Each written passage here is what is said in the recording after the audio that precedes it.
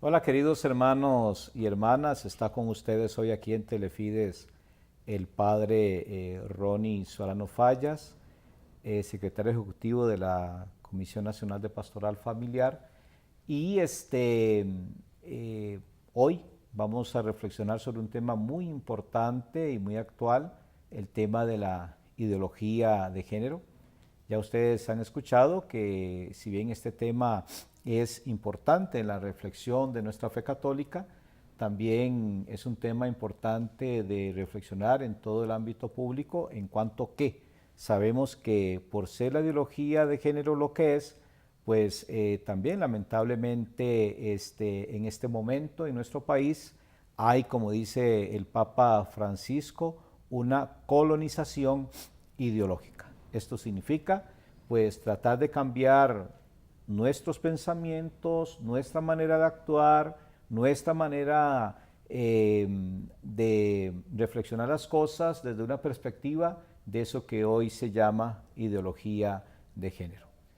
Hemos estado luchando ciertamente a nivel nacional para que logremos no ser invadidos por esta ideología de género, pero sabemos que lamentablemente y sobre todo a nivel político, por injerencia de los ideólogos de género, tanto en el campo del poder ejecutivo, del poder legislativo e incluso del poder judicial, pues lamentablemente estas personas han ganado batallas como la fecundización in vitro, como la legalización del matrimonio homosexual en un futuro no muy lejano, y también la fuerte lucha que se está presentando ahora para que el Ejecutivo firme la norma sobre el aborto terapéutico.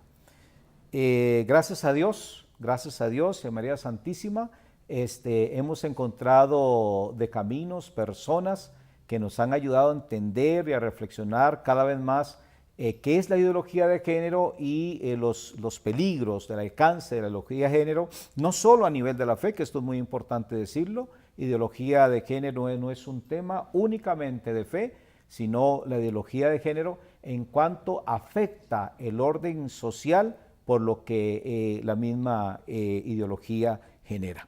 Uno de sus grandes esfuerzos y de esas ayudas que gracias al Señor aparecen en el camino es precisamente este libro importantísimo que se llama Libro Negro de la Nueva Izquierda y que ha sido escrito por los señores Nicolás Márquez y Agustín Laje. Hoy tenemos la bendición en Telefides de tenerlos con nosotros y por supuesto vamos a conversar sobre este tema tan importante. Primero saludarlos a ustedes, ¿cómo están? Muy bien, muchas gracias Si por nos el diálogo. cuentan un poquito de quiénes son, ¿verdad? Para que la gente que nos está viendo en Telefides pues sepa un poco más de ustedes. Bueno, mi nombre es Nicolás Márquez, como usted bien dijo. Soy argentino, tengo 43 años, estudié Derecho, soy abogado, soy pedagogo. También estudié en Estados Unidos Terrorismo y Contrainsurgencia. Y tengo 14 libros publicados, 2 junto con Agustín, y este es el segundo libro que hemos publicado juntos en el año 2016. Y venimos recorriendo toda América Latina e inclusive España a raíz del furor o de la necesidad de mucha gente de leer una literatura alternativa en torno a la ideología de género, puesto que todo lo que hay publicado y difundido en su gran mayoría es a favor. De modo tal que con Agustín hemos hecho algo revolucionario en el sano sentido del término, que fue enfrentar con documentos y plasmados a través de la síntesis de un libro de 300 páginas, este fenómeno cultural deleterio, cultural y político, ¿no? Que tanto daño le hace a Occidente. Muy bien. Mi nombre es Agustín Laje, yo tengo 30 años, estudié ciencias políticas, soy politólogo. Estudié también en Estados Unidos, en Washington, contraterrorismo, y en mi caso yo tengo 5 libros publicados. Y bueno, este último libro, el Libro Negro de la Nueva Izquierda, tuvo una particularidad que fue que trascendió las fronteras argentinas y empezó a interesar en toda América y también en partes de Europa, porque también esta gira nos ha llevado a España y a muchas ciudades de este país el año pasado. Esta es la segunda vez que estamos en Costa Rica, un país que nos encanta, la gente siempre nos recibe muy bien y vemos a la gente muy interesada por desentrañar los males de la ideología de género. Muy bien, muchas gracias. El Papa Benedicto XVI en alguna ocasión dijo de que la ideología de género era como la última revelación, ¿verdad?, del hombre a Dios, ¿verdad?, incluso del hombre a su propia naturaleza. Tal vez si nos ayudan, aunque sé que posiblemente mucha gente sepa, pero siempre es importante repasar los conceptos. Porque el Papa Benedicto habla de ideología de género como la última revelación del hombre, ¿verdad?, contra sí mismo, y también porque el Papa Francisco a la ideología de género le llama precisamente colonización ideológica. La médula de la ideología de género es una concepción totalmente anticientífica y antinatural de nuestra sexualidad, en la medida en que presume a la sexualidad como culturalmente determinada y naturalmente inexistente. La idea es que uno no tiene una naturaleza sexual específica, sino que en el campo de la sexualidad uno ha sido determinado así por la sociedad, y al conocer esa determinación cultural de la propia sexualidad se abren las puertas a la revolución del género. ¿Cuál es la revolución del género? La capacidad de crear nuestra propia sexualidad a imagen y semejanza de lo que nosotros tengamos en la cabeza de lo que somos sexualmente. Es decir, la autopercepción basta para mí configurarme sexualmente. Si yo autopercibo ser una mujer, no interesa mi naturaleza de hombre, porque la naturaleza sexual no existe. Entonces yo puedo liberarme de las cadenas de esta sociedad que me ha hecho creer que yo soy un hombre, y puedo por lo tanto ser, por ejemplo, una mujer con simplemente fantasear serlo. Evidentemente, como dije al inicio, esto es anticientífico, y cuando Benedicto habla de la revelación de la criatura, él creo que usa esta palabra de la criatura respecto del creador, creo que se refiere a esto último, ¿no? Yo no soy teólogo y de asuntos de religión en realidad sé poco, pero creo que se refiere a esto último, la idea de que el hombre no se hace a sí mismo. Y la idea de la ideología de género es que el hombre se puede hacer a sí mismo, incluso en algo tan duro como es la sexualidad humana. Claro. Y en términos, Sí. de lo que el Papa actual dice, de que esto es una colonización, evidentemente lo es, en la medida en que la ideología de género no surge de América Latina, por ejemplo. No fue una invención de Costa Rica, no fue una invención de Argentina, y ni siquiera es una cosa nueva. Esto configura un plan ideológico que se ha venido configurando al calor de las décadas, por lo menos desde fines de los años 40 del siglo pasado, y que actualmente no se nos presenta como una oferta, como un modo de vivir la vida, sino como una imposición. Hoy en día uno tiene que aceptar los dictados dogmáticos de la ideología de género, so pena de ser sancionado, por ejemplo, por el Estado. Y esta militancia del género no surge de manera espontánea, sino que viene apuntalada por, digamos, los millones incalculables de dólares que se inyectan en estos grupos LGBT, en estos grupos feministas, desde organizaciones que están digamos, a la vista de todos. Uno puede pensar en Open Society de George Soros, uno puede pensar en la internacional abortista Planned Parenthood.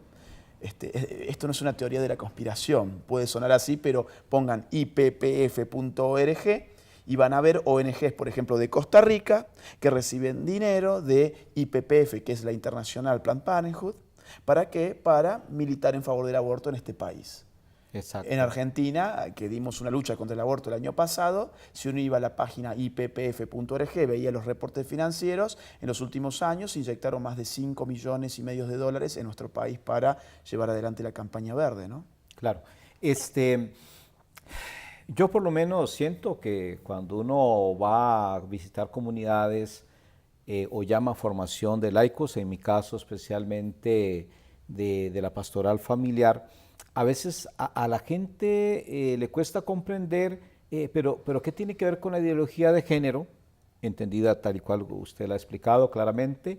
¿Qué tiene que ver con la ideología de género con el tema del aborto, con fertilización in vitro, con matrimonio homosexual, que tal vez es más fácil de comprender en esa área? etcétera, porque nos fueron, por decirlo así, cayendo cosas, y al final como que la gente descubre que todo se cobija o todo se ampara bajo el término ideología de género. Tal vez siento yo que sería bueno una aclaración al respecto.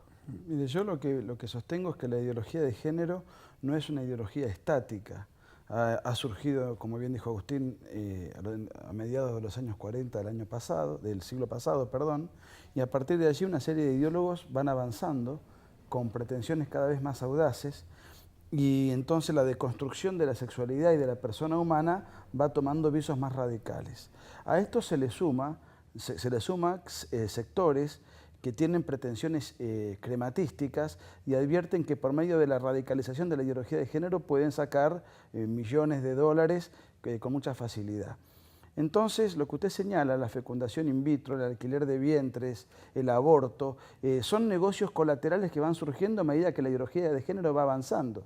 De manera tal que esto a lo mejor no fue pensado hace 50 años, sino que es parte constitutiva de un negocio que los mercaderes que financian la ideología de género empiezan a ver como posibles maneras de ganar mucho dinero, precisamente con este tipo de artilugios y de artificios contrarios al orden natural. Hay un tema que es adicional, digamos, que va de la mano con lo que Nicolás dice, que es que en verdad la ideología de género nace como un producto del feminismo contemporáneo. Es decir, no podemos entender la ideología de género sin repasar a las feministas contemporáneas de género, desde Simone de Beauvoir hasta nuestros días, que podemos ir a buscar a Judith Butler o a Beatriz Preciado en Europa, por ejemplo. En los 70, este feminismo radical, como se lo llamó en Estados Unidos, publica una serie de libros donde hace una semejanza entre lo que es el obrero, que es explotado porque es el que produce en la sociedad, y la mujer, que es oprimida porque es la que reproduce la especie. Entonces se hace una suerte de simetría, de espejo entre la explotación de clases y la explotación de género. ¿Cómo se libera el obrero de la explotación de clases? Tomando para sí, apropiándose de los medios de producción. ¿Cómo hace la mujer para liberarse de la opresión de género? Apropiándose de su reproducción. ¿Qué es la apropiación de la reproducción? El aborto y la fertilización in vitro.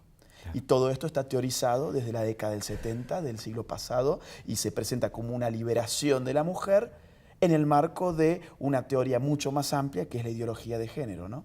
Claro, hay un concepto que siento yo, me parece, que ayuda a manipular mucho, o sea, los ideólogos de género se toman mucho ese concepto para manipular la conciencia de las personas, no solo religiosas, en todos los ambientes, y es este concepto de que yo tengo derecho sobre mi propio cuerpo, ¿verdad? Claro. Eso tiene a mucha gente confundida y a una gente religiosa, ¿verdad? Yo tengo derecho a decidir qué hago con mi propio cuerpo. Este concepto, ¿cómo podríamos nosotros rebatirlo, verdad? Es decir, entender y comprender que ese concepto, no solo desde el nivel de la fe, sino que es un concepto errado incluso desde el orden civil, porque es mentiras que uno pueda hacer con su propio cuerpo lo que quiera, no sé. Por ejemplo, puedes abortar porque esto es tu cuerpo, pero no puedes matar a alguien. Yo quiero matar a alguien y sentirme bien matando, eso no lo puedes hacer. Si yo puedo hacer con mi cuerpo lo que quiera, ¿por qué no me dejan consumir drogas hasta donde yo quiera? ¿Y por qué me lo evitan? ¿Y por qué me ponen terapia? No sé si me explico, Sí, ¿verdad? Sí, claro. Entonces, ¿cómo ayudarle a la gente a comprender de que ese es un término para mí absolutamente falaz, ¿verdad? Mire, yo dividiría su muy buen razonamiento en dos partes. Por un lado, nos encontramos con el libre albedrío que tiene el hombre, con el principio de la libertad, en donde una persona efectivamente puede usar su cuerpo de una manera antinatural. Ahora, después se tiene que bancar las consecuencias. Claro. Por ejemplo, la homosexualidad en Occidente no supera el 2% de la población. Sin embargo, el 80% de la población con VIH en Occidente es homosexual. Es decir, uno se puede drogar, Y eso tiene que ver con el uso de la libertad, pero con un mal uso de la libertad. Exacto. La persona que incurre en ello luego va a pagar las consecuencias negativas de eso. Ahora, en el tema del aborto es mucho más complicado y ahí es donde yo creo que el Estado tiene que entrar, intervenir y prohibir. Porque en el aborto no se trata de la disposición del cuerpo de uno, sino del cuerpo de un tercero. Claro. ¿Y quién dice que se trata de un cuerpo de un tercero? ¿El Papa Francisco? ¿La Biblia? ¿Alguna bula papal? ¿Alguna encíclica? No. La ciencia más moderna. Nosotros, que somos católicos, fundamos nuestra posición no desde una perspectiva religiosa y no porque no tengamos fe, porque los dos tenemos fe, sino porque la ideología de género es una ideología que va contra la ciencia y contra la ciencia más moderna. Y paradojalmente, los sectores que encarnan la ideología de género nos acusan a nosotros de anacrónicos, cuando nosotros defendemos la vida porque la ciencia ha confirmado que la vida empieza desde la concepción y ellos, que se dicen modernos y de vanguardia, todavía no pueden explicarnos cuándo empieza la vida. Exactamente, ¿no? A mí me llama también poderosamente la atención porque en cualquier cantidad de siglos trataron a la gente que tenemos fe de que no tomamos en cuenta el dato científico y ahora resulta que no hay nada más anticientífico que la ideología de género. Hablemos del libro que también es muy importante, el libro negro de la nueva izquierda. Primero, creo que sería interesante que los que nos están viendo a través de Telefides sepan por qué o de qué surgió la inquietud de escribir el libro.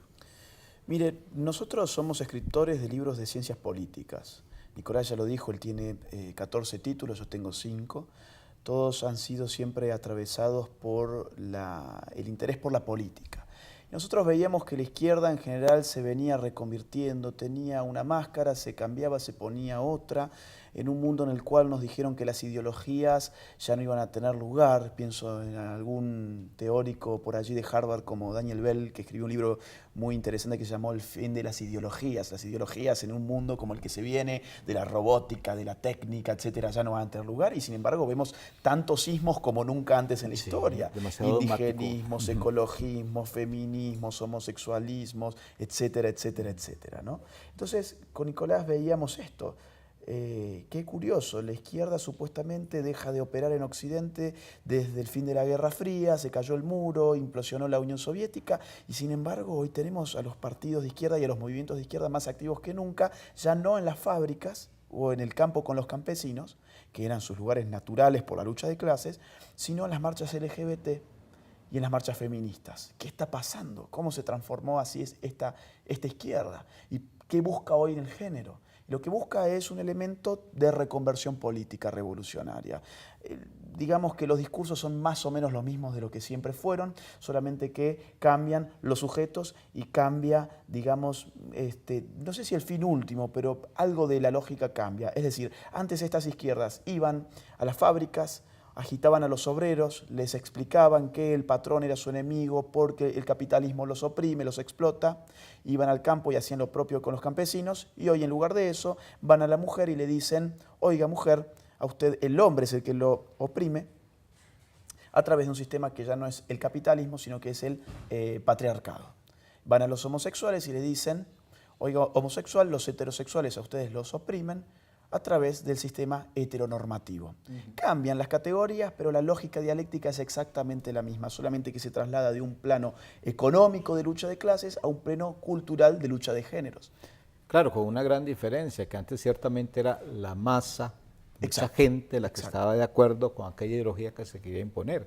Hoy nosotros en el país sabemos que hay muchísimos costarricenses, la inmensa mayoría de los costarricenses, que no están de acuerdo con la ideología de género.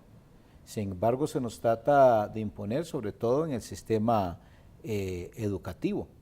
Y es impresionante ver cómo, sabiéndose que hay una gran cantidad de padres de familia que no comulgan con la ideología de género, que ven completamente absurdo de que esto de que una niñita de 6, de 7 años diga que es varón, o que un varoncito de 6 o 7 años diga que es niñita, ven esto absurdo. No queremos la ideología de género, no queremos que nuestros hijos a nivel de la sexualidad humana sean educados bajo esta ideología. Pero a mí por lo menos me parece que en ese sentido hay como una tiranía política Y pienso que no solo en Costa Rica, sino en muchos países de todo el mundo, ¿verdad?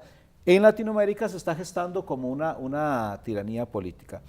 Lo que voy a decir tal vez suene fuerte, pero aquí por lo menos está pareciendo más fácil, ¿verdad?, hacer decretos para que firme el Ejecutivo que poner a la Asamblea Legislativa a pensar y a decidir ciertamente el destino de un pueblo. Bueno, pero mire, le doy una buena noticia porque usted plantea un panorama muy pesimista con todo acierto, pero Costa Rica es un país mucho más conservador y con mucha mayor resistencia que otros países. Claro.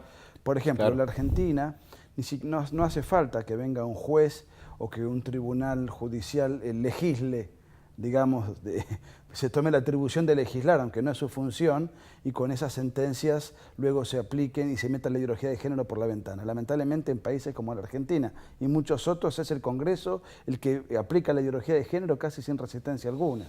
De manera tal que eso que usted plantea, digamos, usted plantea que hay una mayoría enorme en contra de la ideología de género y que hay una secta, una minoría que manipula la situación. Claro. Bueno, en muchos países lamentablemente mucha gente ha sido manipulada por medio de comunicación y no integrando estas minorías, sin embargo aplaude con beneplácito estas tendencias ideológicas negativas por error o por ignorancia. Exactamente, que creo que la visita de ustedes al país con toda sinceridad pues, nos hace mucho bien, porque es importante que sean escuchados en los medios académicos, sobre todo, que es lo que entiendo que ustedes visitan para conversar y precisamente para aclarar esas dudas en los que están estudiando, ¿verdad? Porque evidentemente son muy ideologizados. Hay un concepto que me pareció muy interesante y usted puso de manifiesto recién, que es el de la tiranía.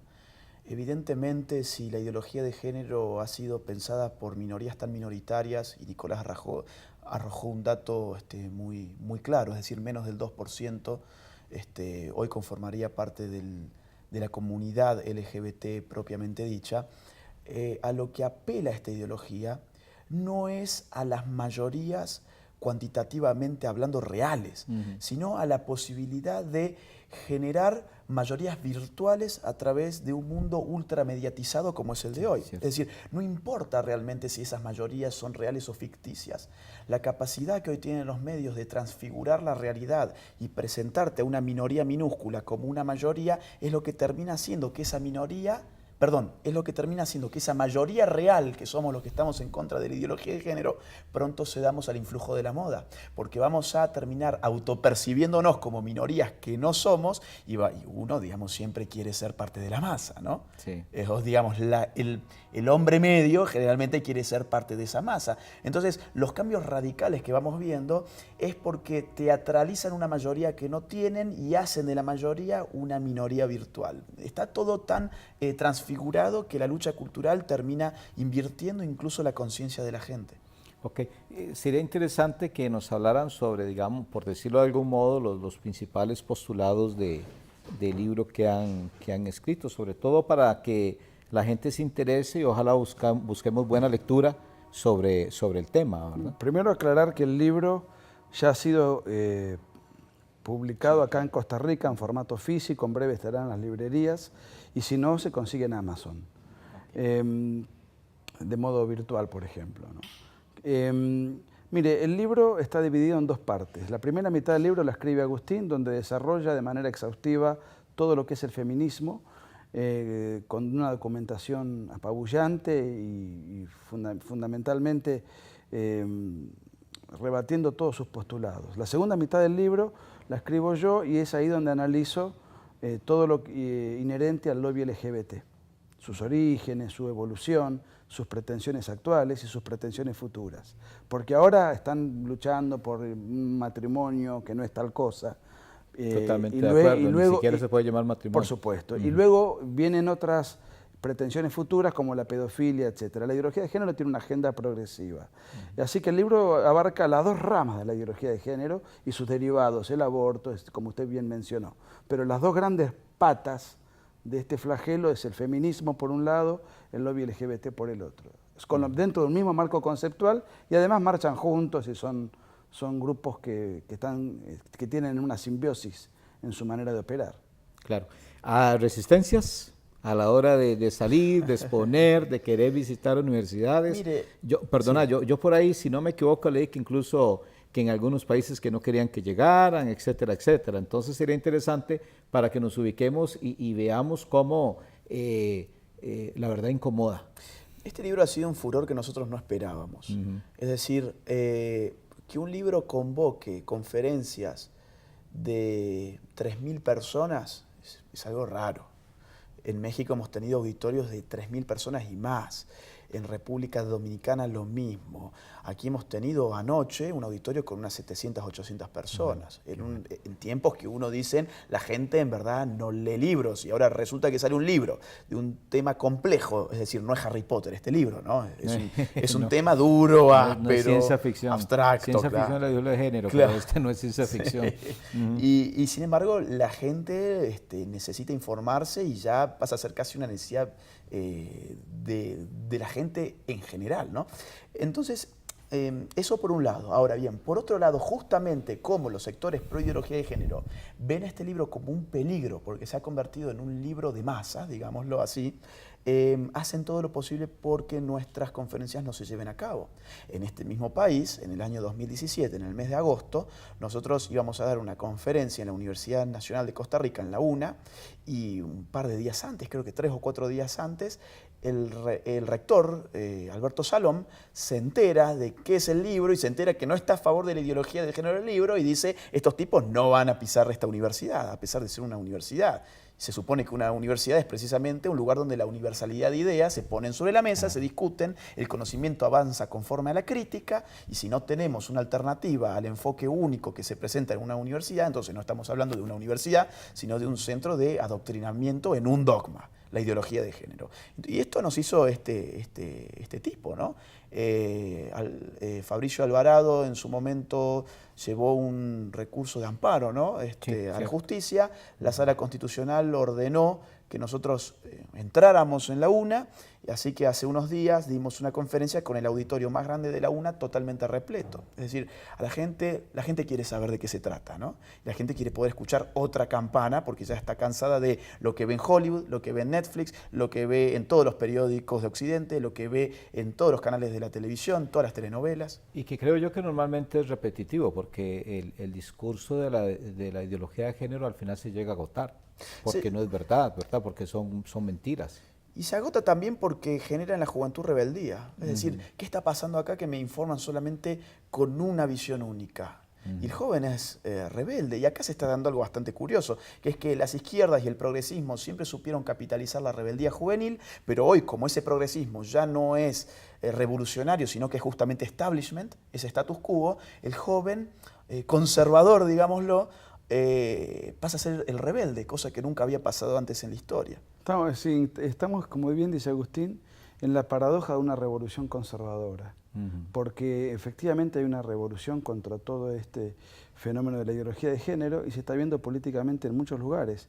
Se acaba de ver en Brasil, se vio en Estados Unidos, se ve en toda Europa del Este y se ve también en los partidos políticos de la parte, digamos, más latina de Europa, en donde en España, en Francia o en Italia, partidos que reaccionan contra esta tendencia negativa, partidos nuevos que están creciendo políticamente a pasos agigantados.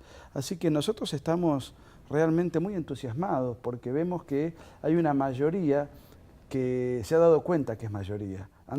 Antes nosotros creíamos que éramos una minoría y encima acusados de anacrónicos. Y ahora somos una mayoría que nos fundamos en la ciencia más moderna y que estamos luchando contra un establishment que es el progresismo. Claro. Ya se nos está agotando el tiempo, lamentablemente. Yo estoy seguro de que esta entrevista la están viendo muchos padres de familia, que ya son adultos, que tienen sus conceptos claros. No vamos a decir que todos los adultos tengan los conceptos muy claros, pero sí, gracias a Dios, hay gente que razona y que ve, perdónenme la expresión brusca, la estupidez de este tipo de cosas, ¿no? ¿Cómo alentar, cómo motivar a los padres de familia para que no den, por decirlo así, el brazo a torcer de frente a esta campaña fuerte que le están haciendo a la ideología de género? ¿Cómo animarlos a seguir adelante y educar bien a sus hijos en estos temas? Bueno, en primer término yo diría que el blanco primario de la ideología de género son los niños. Porque convencer a un adulto que él puede ser una mujer con simplemente pensar que es una mujer y la realidad se transforma por arte de magia, es una tontera, digamos. Sí, claro. Un adulto tiene que ser muy tonto para creer eso.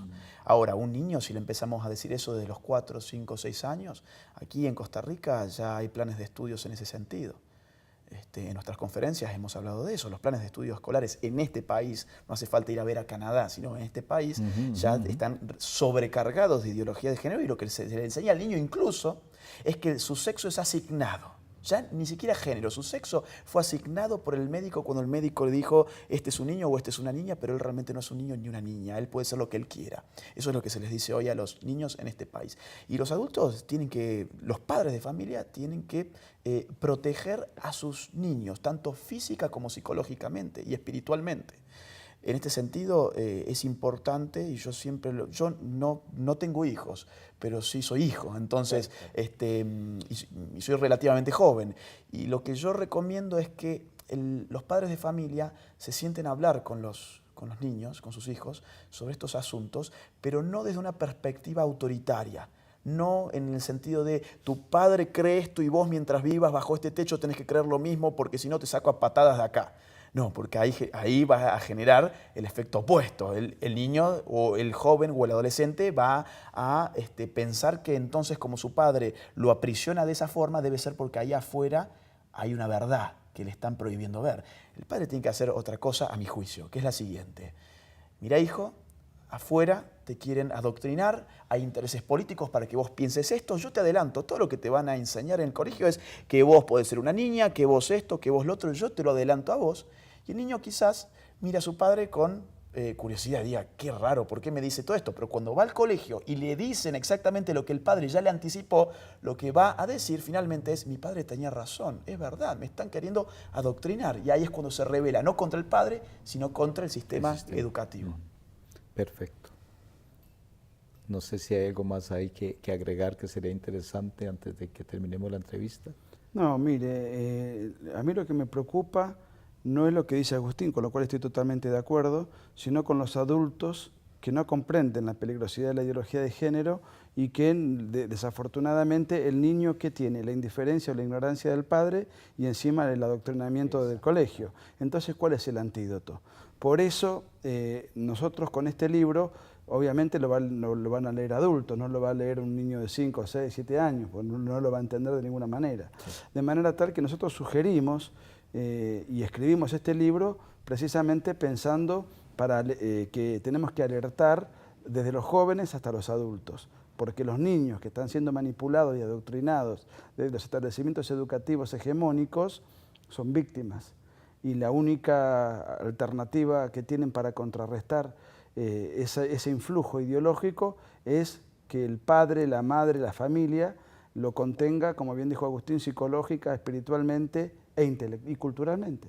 Así que invitamos a los padres que no están atentos o no están tan informados acerca de este flagelo a que puedan leer este libro. No lo digo esto en calidad de mercader, porque, por ejemplo, en Amazon es muy barato y es decir, no es esa la pretensión, sino, bueno, esa fue la pretensión con la cual hicimos el libro, de manera tal que si lo leen, los padres van a poder comprender muy fácilmente de qué se trata todo esto y por añadidura van a poder influir positivamente sobre sus hijos. Muy bien, muchas gracias a los dos. Creo que de parte de Telefides podemos decir que estamos muy agradecidos de que hayan venido acá a esta entrevista. Que Dios los bendiga. Igualmente, yo sé que no es un camino fácil. Me alegra mucho que sean laicos, que han asumido con valor esta tarea de decir la verdad y una verdad que bueno, nosotros como católicos tenemos suficientes fundamentos para decir que la ideología de género no es verdad, pero lo mejor es que esté explicada ciertamente en términos científicos, filosóficos, para que la gente comprenda de que no es algo que afecta solo la fe, sino que es algo que afecta totalmente el orden social. Yo llamo a esto una antigénesis, ¿verdad? Y atenta contra la libertad. Claro, exacto. Atenta contra la libertad de expresión, la libertad religiosa, la libertad educativa, la libertad científica, la libertad política. Entonces, Si no es por una cuestión de fe, es al menos por una cuestión de supervivencia de la Exacto. libertad del individuo. Perfecto. Muchas gracias. Gracias. Ánimo a seguir adelante con la tarea, ¿verdad? Y muchas gracias, hermanos y hermanas, por estar con nosotros, escuchando de verdad, pues creo yo, conceptos que valen la pena comprender y entender, sobre todo en este tiempo, y que Dios los bendiga a todos.